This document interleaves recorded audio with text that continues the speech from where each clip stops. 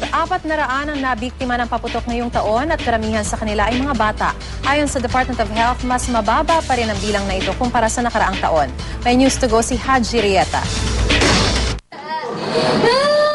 Nalapnos ang mukha ng 10 taong gulang na batang ito na isinugod sa East Avenue Medical Center. Nasabugan siya ng pinagsama-samang watusi na sinindihan ng kanyang kapatid. Nagliligpit kami, mag-asawa.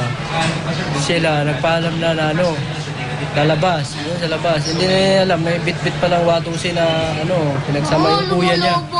Hindi, wala na, magaling na. Tapos, ayun, hindi niya alam kasi na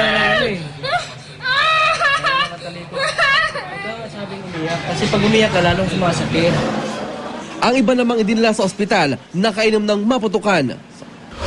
Lasing na ako eh. Dampot ko na eh. Ayun.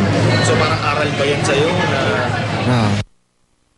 Sa Jose Reyes Memorial Medical Center naman, nakaratay ang 7 taong gulang na lalaking ito. Nasabugan siya ng di pa matukoy na paputok. May pinulot po siya ng paputok. Sabi daw kasi ni Kuba, hindi na yan puputok. Sige, si Kuba? Yung sidecar boy sarili. Sabi raw, hindi na yan puputok, sindihan. Yung ginawa niya, sinindihan niya. Nung makita ko yung anak ko, nung kamay niya nakita ko duguan na. Dahil sa natamong pinsala, puputulin ang 3 daliri ng bata. Yung pulbura po na ginagamit para panggawa ng paputok, malaking chances po na may tetanus po yun. Yung mga mayroon ng patay na tissues or yung patay na laman, tinatanggal nila.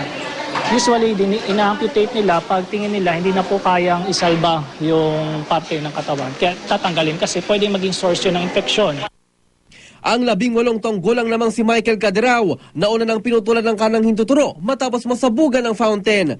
Kabilang sila sa mahigit 400 naitala ng DOH na nasugatan at nakalulon ng paputok mula December 21. Ayon sa DOH, mas mababa na ito kumpara sa nakarang pagsalubong sa bagong taon. Pero patuloy pa rin daw magbibilang ang DOH hanggang sa January 5. Mga batang edad 6 hanggang 10 ang karamihan sa naputokan. Marami ang biktima ng Piccolo. Isa ito sa mga paputok na pinuntirya ng PNP sa kanilang operasyon kontra ilegal na paputok.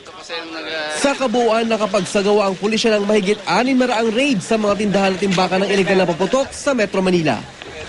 246 ang naaresto dahil dito. Daan-daang piraso ng paputok ang nakumpiska. Haji Rieta, GMA News.